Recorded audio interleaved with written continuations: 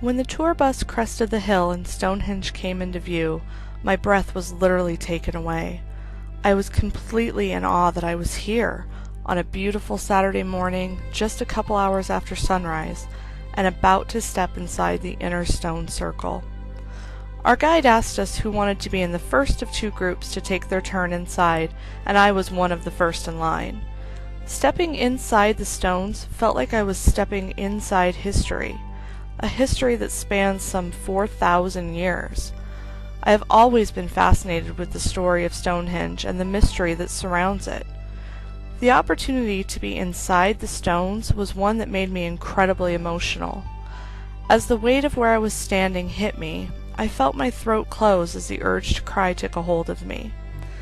I asked our guide if he had ever had anyone cry on this tour before.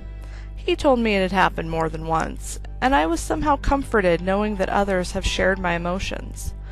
It was overwhelming to think about everything that has happened here, much of it still debated by scholars and scientists. The true meaning of this ancient, awe-inspiring creation has been lost in the mists of time. Was Stonehenge a temple for sun worship, a healing center, a burial site, or perhaps a huge calendar?